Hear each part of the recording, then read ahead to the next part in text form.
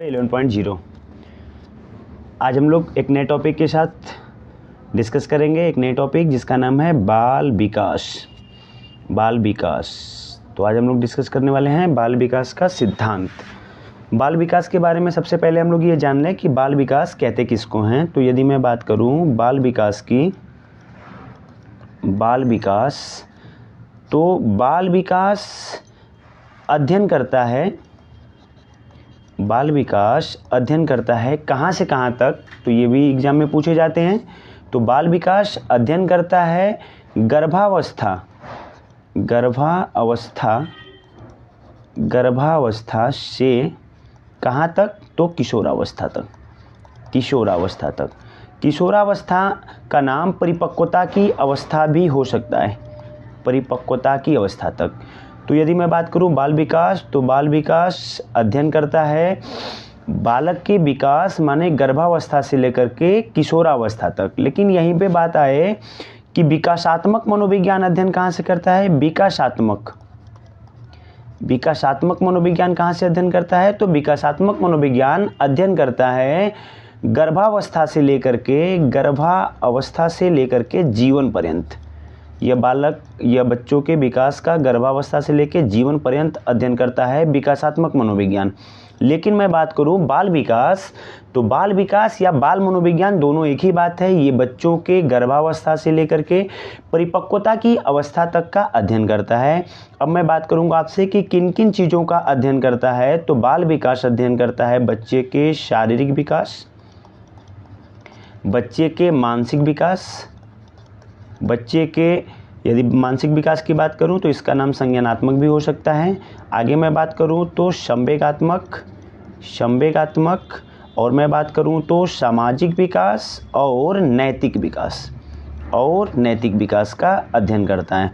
तो इतनी सी बातें हैं। बाल विकास बच्चों के गर्भावस्था से लेकर के किशोरावस्था या परिपक्वता अवस्था तक का अध्ययन करता है, जिसमें बच्चे का शारीरिक विकास, मानसिक विकास, संवेगात्मक विकास, नैतिक विकास और सामाजिक विकास का अध्ययन करता है। तो ये कहानी है बाल विकास की। बाल विकास की मैं बात करूं तो बाल विकास को सबसे पहले, बाल मनोविज्ञान या बाल विकास को सबसे पहले परिभाषित करने वाले प्रथम मनोवैज्ञानिक हैं, उनका नाम था वर्क। क्या नाम था? वर्क नाम था। आगे की संदर्भ में एक और भी कहानी आती है, बाल मनोविज्ञान का वैज्ञानिक अध्ययन करने वाला। तो यदि बाल विकास की या बाल मनोविज्ञान की बात करें, इसे परिभाषित करने वाला व्यक्ति वर्क था।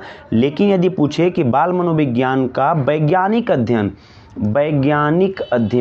तो वैज्ञानिक अध्ययन करने वाला कौन था? पेस्टोलॉजी। कौन था भाई? पेस्टोलॉजी। ये कुछ फैक्ट है जिसे आप ध्यान में रखिएगा, मे भी एग्जाम में पूछे जा सकते हैं। तो इतनी बातें। यदि जनरली बात आ जाए कि बाल मनोविज्ञान का हम जनक किसे कहते हैं, बाल विकास का जनक, तो जनक किसे कहते हैं, फादर किसे कहते हैं, तो जनरली बताया जाता है स्टैनले हाल को। स्टैनले हाल को बाल मनोविज्ञान का जनक भी कहा जाता है और इन्हें किशोरावस्था का भी जनक कहा जाता है। क्लियर हुई बातें? तो बाल विकास अध्ययन किसका करता है, कहाँ से कहाँ तक का अध्ययन करता है, तो गर्भावस्था से परिपक्वता की अवस्था का करता है। लेकिन वही विकासात्मक मनोविज्ञान की बात करेगा तो विकासात्मक मनोविज्ञान बच्चे के गर्भावस्था माने प्रसव अवस्था, या अंग्रेजी में उसे बोलते हैं प्रीनेटल स्टेज, वहाँ से लेकर के जीवन पर्यंत अध्ययन करता है। किसके संदर्भ में अध्ययन करता है, तो शारीरिक विकास, मानसिक विकास, संवेगात्मक विकास, सामाजिक विकास और नैतिक विकास के संदर्भ में अध्ययन करता है। आगे मैं बात करूं तो बाल विकास को, आप सभी को पता भी होगा, बाल विकास को शिक्षा की दृष्टि से मुख्य रूप से 3 अवस्थाओं में बांटा गया है। पहला शैशवावस्था, दूसरा बाल्यावस्था और तीसरा किशोरावस्था। तो इसके बारे में भी एक नेक्स्ट वीडियो में बनाऊंगा। आज मैं डिस्कस कर रहा हूं आपसे बाल विकास का सिद्धांत, जो कि सीटेट एग्जाम के लिए बहुत ही इंपॉर्टेंट है। यहाँ से एक क्वेश्चंस, ज़्यादा नहीं बट 1 से 2 क्वेश्चंस आता है। तो आज हम लोग डिस्कस करेंगे बाल विकास का सिद्धांत। वीडियो को लाइक करिएगा, सब्सक्राइब करिएगा। चलिए ज़्यादा नहीं बात करके मैं सीधे अपने टॉपिक पे आता हूँ। पहले बाल विकास का सिद्धांत है जिसका नाम है निरंतरता का सिद्धांत। निरंतरता का सिद्धांत कहता है कि विकास निरंतर चलने वाली प्रक्रिया है। कैसे चलने वाली प्रक्रिया है? निरंतर चलने वाली प्रक्रिया है, अर्थात अविराम गति से ये निरंतर चलती है। ये बात अलग है कि कभी इसकी गति धीमी तो कभी इसकी गति में तीव्रता आ सकती है, लेकिन ये जीवन पर्यंत आदमी कुछ न कुछ विकास, कुछ न कुछ सीखता रहता है, विकास करता रहता है। ये कहानी है निरंतरता का सिद्धांत। तो निरंतरता का सिद्धांत एकदम नॉर्मल है। दूसरे नंबर पे मैं बात करूं समान प्रतिमान का सिद्धांत। समान प्रतिमान का सिद्धांत माने जैसे मनुष्य का बच्चा क्या होगा? मनुष्य ही होगा। बंदर का बच्चा क्या होगा? बंदर ही होगा। अर्थात समान प्रतिमान कहता है कि बच्चा का प्रतिमान, उसका जो पूर्वज हैं, जो उस प्रतिमान को जो ग्रहण किए हैं, उसी प्रतिमान को लेकर के बच्चा क्या करेगा? जन्म लेगा। उसी को कहते हैं समान प्रतिमान का सिद्धांत। आगे मैं बात करूं, यहाँ से क्वेश्चंस कई बार पूछे हुए हैं। बाल विकास की दिशा का सिद्धांत, यहाँ पे बहुत लोगों को डाउट बना रहता है। बाल विकास की दिशा का सिद्धांत अर्थात बालक का विकास किन दिशाओं में होता है, कैसे होता है, इसके बारे में बात करेंगे। तो इसमें से एक कहानी आती है, दिशा के सिद्धांत के अंतर्गत आता है मस्तकेंद्रोमुखी, या इसे हम कहते हैं सिफेलोकाउडल।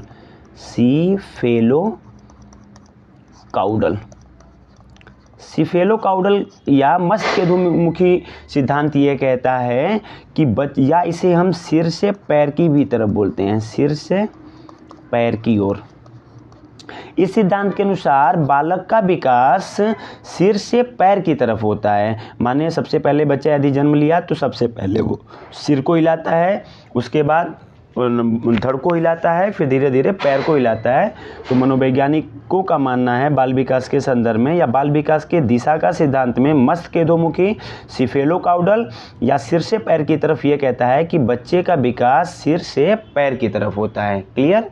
इसी को भी हम शीर्षगामी भी कहते हैं। शीर्षगामी माने सिर से पैर की तरफ बच्चे का विकास होगा। तो सबसे पहले बच्चा क्या हिलाता है? अपनी मुंडी, और धीरे धीरे फिर ये पैर भी उसके मतलब धड़ के बाद धीरे धीरे पैर का विकसित होना ही क्या कहलाता है? शीर्षगामी, मस्तकेंद्रोमुखी, सिफेलोकाउडल या सिर से पैर की तरफ। एक आजकल ट्रेंडिंग में चल रहा है अधोगामी। अधोगामी सिद्धांत क्या कहता है? अधोगामी का मतलब होता है कि विकास केंद्र से परिधि की तरफ, केंद्र से परिधि की ओर। इसका कहानी ये है कि बच्चे का अधोगामी ये कहता है कि विकास हमेशा शरीर से जो जुड़े हुए चीज़ें हैं, जैसे बच्चे का धड़ हुआ, जो केंद्र के पास हैं वो पहले विकसित होता है, उसके बाद आगे की चीज़ें विकसित होती हैं। जैसे आपको मैं फिगर्स दे करके समझाऊं, बच्चे का पहले ये केंद्र विकसित हुआ और केंद्र से फिर बाद की चीज़ें परिधि की तरफ चीज़ें क्या होती हैं? विकसित होती हैं। ये कहलाता है अधोगामी, जो एग्जाम में कई बार पूछा हुआ है। आगे बात करूँ मैं आपसे विकास क्रम का सिद्धांत। विकास क्रम का सिद्धांत कहता है कि विकास एक क्रम में होता है। ऐसा विकास क्रम का सिद्धांत विकास क्रम में होगा, अर्थात बच्चा सबसे पहले गर्भावस्था, फिर किस में आएगा? तो शैशवावस्था के बाद बाल्यावस्था, और बाल्यावस्था के बाद फिर किशोरावस्था। अर्थात विकास एक क्रम में होता है। यहाँ से 1 नंबर क्रम, फिर 2 नंबर, फिर 3 नंबर, फिर 4 नंबर क्रम में होता है। ये कहता है विकास क्रम का सिद्धांत। ऐसा नहीं है कि बच्चा यदि के परिवेश को चेंज कर दें, वो यूरोपियन कंट्री में हो जाए या किसी और भी कंट्री में हो जाए तो उसके विकास सीधे किशोरावस्था से शुरू होगा। ऐसा नहीं है। विकास क्रम का सिद्धांत कहता है कि विकास एक क्रम में होता है, गर्भावस्था से बाल्यावस्था, किशोरावस्था की तरफ बढ़ता है। तो ये कहानी है विकास क्रम के सिद्धांत की। आगे मैं बात करूँ विकास की गति का सिद्धांत। विकास की गति का सिद्धांत कहता है कि विकास की गति अलग अलग होती है, अर्थात विकास में गति क्या होती है? अलग अलग होती है। जैसे मैं बात करूं शैशवावस्था की, तो शैशवावस्था में विकास बहुत तेज़ी से होता है। शैशवावस्था में बच्चे का शारीरिक और मानसिक विकास क्या होता है? बहुत तेज़ी से होता है। शारीरिक विकास और मानसिक विकास आपने पढ़ा। बहुत सारे साइकोलॉजिस्ट हैं जिनका कहना है कि बालक जो भी कुछ बनना होता है वो 4 से लेकर के 5 वर्ष में बन जाता है। उसके मस्तिष्क का विकास यहाँ बहुत तेज़ी से होता है। शारीरिक विकास आपने देखा होगा कि बच्चे की लंबाई शैशवावस्था में जितनी फास्ट होती है उतना किसी और अवस्था में हो रही है नहीं। तो शारीरिक विकास भी बहुत तेज़ी से होता है इस अवस्था में, मानसिक विकास भी बहुत तेज़ी से होता है। मानसिक विकास को ऐसे भी समझ सकते हैं, बच्चा जन्म लिया तो लगभग 350 ग्राम का क्या है उसके मस्तिष्क का भार है, और वो इस शैशवावस्था को पूरा करते करते लगभग 80 से 85% क्या हो जाता है, डेवलप्स हो जाता है। तो इस आधार पे मस्तिष्क का विकास भी तेज़ी से होता है। तो ये कहानी है विकास की गति का सिद्धांत। तो दोस्तों आप ध्यान से समझिएगा। सबसे पहले मैंने आपको बताया यहाँ पे विकास दिशा का सिद्धांत। विकास दिशा के सिद्धांत में सिफेलोकाउडल, सिर से पैर की ओर, मस्तकेंद्रमुखी और शीर्षगामी, अर्थात सिर से पैर की तरफ बच्चे का विकास के बारे में ये बता रहा है। अधोगामी माने केंद्र से परिधि की तरफ, माने बीच से बाहर की तरफ, अंदर से बाहर की तरफ भी इसे हम बोलते हैं। तो ये है अधोगामी सिद्धांत। आगे मैं बात करूं आपसे, विकास क्रम का सिद्धांत हमेशा क्रम में होता है, माने गर्भावस्था, फिर गर्भावस्था में भ्रूण बनेगा, फिर शैशवावस्था के विकास को, फिर बाल्यावस्था, फिर किशोरावस्था की तरफ। विकास गति का सिद्धांत कहता है कि विकास की गति अलग अलग अवस्थाओं में अलग अलग होती है। तो ये है विकास गति का सिद्धांत। आगे मैं बढ़ूं, परस्पर संबंध का सिद्धांत, ये बहुत ही इंपॉर्टेंट है। विकास के जितने भी पक्ष हैं, जैसे मैं बात करूं विकास के पक्ष माने शारीरिक, बात करूं मानसिक, बात करूं संवेगात्मक और नैतिक और सामाजिक, ये सारे पक्ष एक दूसरे से क्या होते हैं, संबंधित होते हैं। विकास के सभी पक्ष एक दूसरे से क्या होते हैं, संबंधित होते हैं। जैसे यदि बच्चे का शारीरिक विकास अच्छा हुआ है तो बच्चे का मानसिक विकास भी क्या होगा, अच्छे से होगा। आपने किसी विकलांग व्यक्ति को देखा होगा, विकलांग है जन्मजात, तो जनरली उसके मानसिक विकास भी बहुत अच्छे से डेवलप्स नहीं होते हैं। अपवाद स्वरूप बहुत सारे ऐसे लोग भी हैं जो शारीरिक विकास जिनका डेवलप्स नहीं हुआ, लेकिन उन्होंने दुनिया में बहुत सारी कामयाबी हासिल की। बट इन जनरल में बात करूं तो ये सारे विकास के सिद्धांत जो होते हैं, सारे विकास के जो पक्ष होते हैं, वो एक दूसरे से क्या होते हैं, संबंधित होते हैं। यही संबंध कहता है परस्पर संबंध का सिद्धांत। क्लियर? अर्थात बच्चे का शारीरिक विकास, मानसिक विकास, संवेगात्मक विकास और नैतिक विकास, सामाजिक विकास, ये एक दूसरे से क्या होते हैं, संबंधित होते हैं, अर्थात एक दूसरे से जुड़े होते हैं। यही कहता है बच्चे का परस्पर संबंध का सिद्धांत। नेक्स्ट बात करूं मैं एकीकरण का सिद्धांत। एकीकरण में आप समझिएगा कि ये शरीर के किसी एक अंग से संबंधित होता है। एकीकरण में शरीर के अंग से संबंधित होता है, अर्थात एकीकरण ये कहता है कि बच्चे को आपने देखा होगा स्टार्टिंग में, बच्चे को किसी काम करने के लिए कहिए तो वो गामक रूप से क्रिया करेगा, अर्थात शारीरिक रूप से क्रिया करेगा। जैसे बच्चे से आप कहिए कि बॉल पकड़िए, तो बच्चा बॉल पकड़ने में पूरी बॉडी लगा देता है, पूरी बॉडी उसकी मूवमेंट्स करती है। और जैसे थोड़ा थोड़ा बड़ा हुआ, विकास बढ़ता गया उसका, तो फिर अब क्या करने लगेगा, उसमें एकीकरण विकसित हो गया। जैसे बॉल पकड़ने में एक छोटा सा बॉल है तो पूरी बॉडी लगा करके बॉल को पकड़ रहा है, फिर धीरे धीरे उसमें एकीकरण विकसित होंगे, फिर वो अपने फिंगर से ही बॉल को क्या कर लेगा, पकड़ लेगा। अर्थात बच्चे का जो गामक क्रिया का विकास होता है, प्रारंभ में क्या होता है, स्थूल, और बाद में फिर क्या हो जाता है, सूक्ष्म। माने स्थूल क्रिया माने अपनी बड़ी मांसपेशियों का प्रयोग करके किसी कार्य को करेगा, और फिर धीरे धीरे उसमें एकीकरण विकसित हो जाती हैं, फिर छोटी मांसपेशियों का प्रयोग करके उस कार्य को कर लेगा। जैसे बच्चे से कहिए आप पेन चलाना, तो बच्चे से आप कहेंगे क लिखिए, तो पूरी क लिखने में अपनी पूरी बॉडी को मूव कर देता है। जैसे पूरी बॉडी मूव मतलब वो कौन सी मांसपेशियों, स्थूल मांसपेशियों का प्रयोग कर रहा है। फिर धीरे धीरे एकीकरण उसमें विकसित होगा, लेकिन अब 2 फिंगर से ही पकड़ करके पेन से शॉर्पली वो क्या कर रहा है, चीज़ों को लिख पा रहा है। ये कहानी है एकीकरण का सिद्धांत। I hope you understand. आगे मैं बढ़ूँ, अब बात करूंगा मैं व्यक्तिक भिन्नता का सिद्धांत। ये भी एग्जाम के पॉइंट ऑफ व्यू से बहुत ही इंपॉर्टेंट है। व्यक्तिक भिन्नता का सिद्धांत कहता है कि इस दुनिया में प्रत्येक व्यक्ति एक दूसरे से मानसिक, शारीरिक या किसी न किसी रूप में एक दूसरे से क्या होते हैं, अलग होते हैं। उनमें कुछ न कुछ भिन्नता पाई जाती है, इसी को कहा जाता है व्यक्तिक भिन्नता या इंडिविजुअल डिफरेंस। अर्थात सभी बच्चे अपने में क्या हैं, विशिष्ट हैं, अलग हैं। सबके पास सोचने की, तर्क करने की, समझने की, रंग में, स्वरूप में, सब एक दूसरे से क्या होते हैं, भिन्न होते हैं। उसी को कहते हैं व्यक्तिक भिन्नता। अर्थात यदि कोई बच्चा ट्विंस भी है, जुड़वा भी है, तब भी आप उसमें देखते होंगे क्या, व्यक्तिक भिन्नता। व्यक्तिक भिन्नता का सिद्धांत कहता है कि प्रत्येक बालक अपने आप में विशिष्ट है और वो अपनी क्षमता के अनुसार, अपने सोच, थिंकिंग्स एबिलिटी के अनुसार एक दूसरे से भिन्न है। वो तर्क करके चीज़ों को सीखता है, उसका विकास होता चला जाता है। ये कहानी है व्यक्तिक भिन्नता, इंडिविजुअल डिफरेंस का सिद्धांत। वंशानुक्रम और वातावरण की अंतःक्रिया का सिद्धांत, एक कहानी है वुडवर्थ की, बहुत ही फेमस परिभाषा उन्होंने दिया कि बच्चे का विकास हेरिडिटी इंटू H/D। यदि बच्चे के विकास के बारे में बात करूं, मैं डेवलपमेंट्स के बारे में बात करूं, तो H/E, माने बच्चे का विकास वंशानुक्रम और वातावरण दोनों की अंतःक्रिया का क्या होता है, परिणाम होता है। अर्थात आप ये नहीं कह सकते हैं कि बच्चे के विकास में सबसे ज़्यादा रोल 50% किसने दिया, माता ने, मतलब हेरिडिटी ने, और 50% इन्वायरमेंट। ऐसा नहीं है, 50-50 में नहीं, बल्कि ये दोनों के गुणनफल के योगफल के बराबर होता है। इस कहानी को बताया वुडवर्थ ने।